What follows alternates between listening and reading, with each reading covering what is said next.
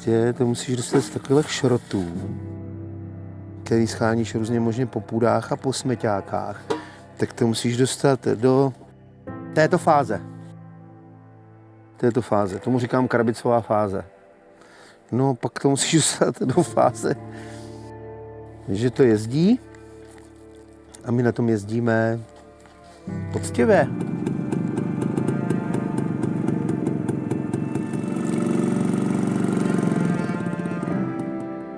Já se jmenuji Olda. Jsem mladý Olda z Petříkovic u Trutnova. A mladý jsem už hodně dlouho. Mám 4 děti, 1 krásnou manželku, furt ten originál a jsem nejšťastnější člověk na světě. Musím chodit do práce a pak si dělám věci, které mě baví. V té době, co se dělali javičky, jsme byli ještě žádaný stát, jsme byli první na světě, to se od nás učili Japonci. A to je taková srdcovka, národní hrdost. 3 mám zkompletovaný, 4. mám ve fázi krabic a to mám 4 děti a 5. je tady. To je ještě ve stavu nouze. Ne, nikdo mi to naučil. Mám kámoše, s kterými spolupracuju, ale všechno se má člověk naučit sám.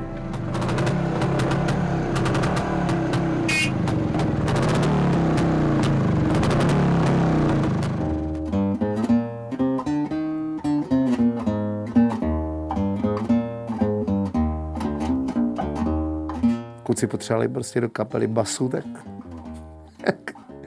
tak jsem se naučil na basu.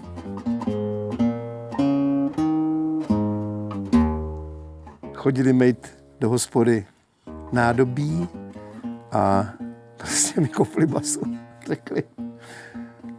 Tak jsem jim říkal, co s tím asi budu dělat. A oni mě řekli, ty se na to naučíš hrát a budeš nám hrát na basu v kapele. No tak.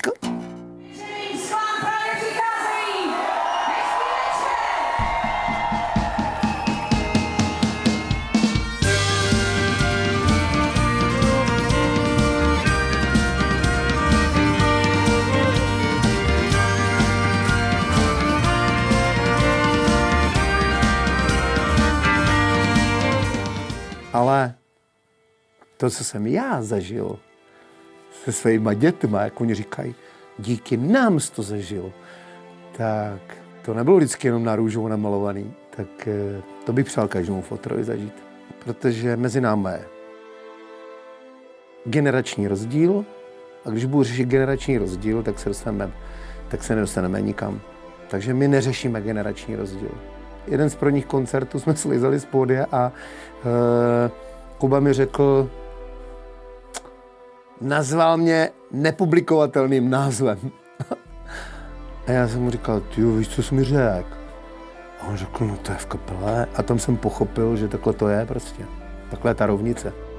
Já nejsem bráta, já jsem Olda, Ivetka je Ivetka a máme takový prostě zvláštní vztah.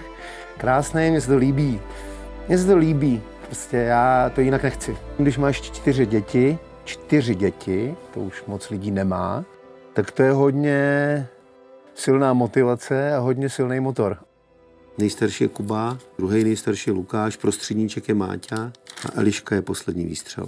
To byla ta princezna, kterou jsem si vysnil. A my jsme si rozbehli život blbě, protože my jsme měli celý život malí děti.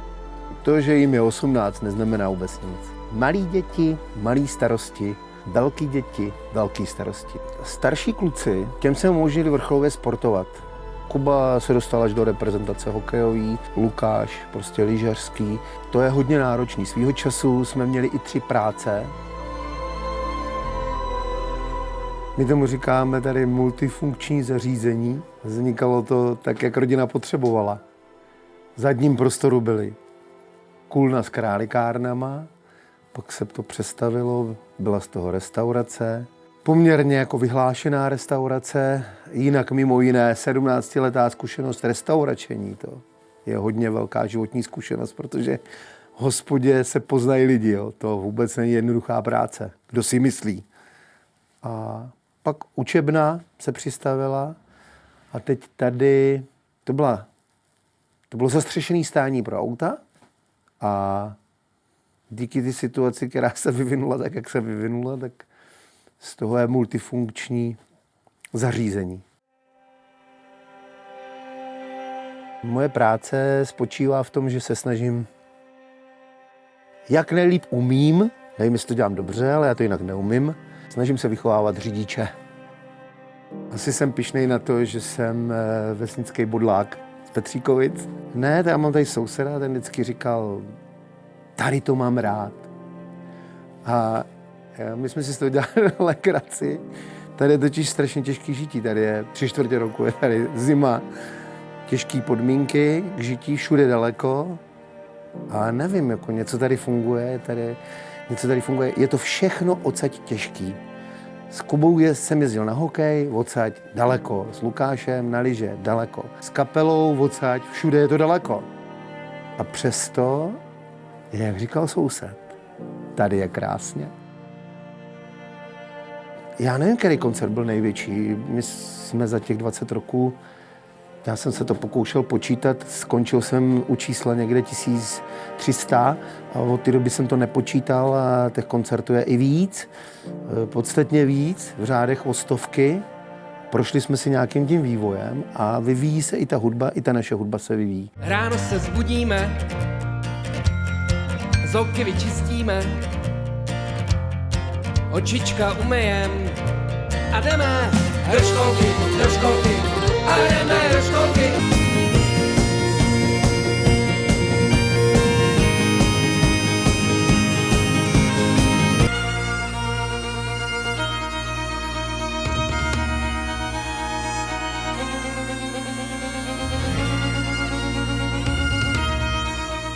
Ale první milenka, jo. Její příběh spočívá v tom, že je různě otlučená, omlácená, to má svůj důvod, protože ta zažila punkový klub Roxor v Havlíčkově Brodě a takový ty nejbojerejší punkový večírky. To byla už taková konečná éra punkových klubů. Ta kytara stála opřená ve stojanu vedle takového toho štelovacího šroubu, kterým se zdvíhá pódium a kdyby ten člověk ztratil stabilitu a spadl na tu kytaru, kdyby tam ta kytara nebyla, tak byl mrtvej. A rozlámala se jenom kytara, protože je takhle slepená po kouskách. Hraje, no ale je ta. A proto je to Frankenstein. To bylo takových večírků punkových a u letu to neuhlídáš. Hele, Ivetka, ta je ráda. Ta je ráda. Já mám takový argument, že vždycky, když už jí to hodně štvalo, tak já se přeci věnuju svým dětem. Tak to je moje obrovská výhoda oproti jiným hudebníkům. No ale víš co, tu rodinu to jako hodně to mělo vliv na vývoj tady ty rodiny. Hodně. Pomohlo to překlenout telecí léta, puberty, prostě těžký období. A letos máme 20. A uvidíme. Poslední klip hraničí s vážnou hudbou. Možná každá kapela by měla někdy udělat něco, co od ní nikdo nečeká. A to se právě stalo. A jestli se to lidem bude líbit nebo nebude, necháme posoudit lidem. Ale rozhodně je to dělané s nejčistšíma úmyslama. A ta hudba by měla prostě spojovat lidi, především spojovat lidi. Především by je mělo spojovat, že si to budou zpívat, budou se tančit, budou dělat všechny ty věci, které k tomu životu, běžnému životu potřebujeme. Nebudeme jen chodit do práce a jíst a na záchod. Potřebujeme i jiné věci. O to jsme lidi.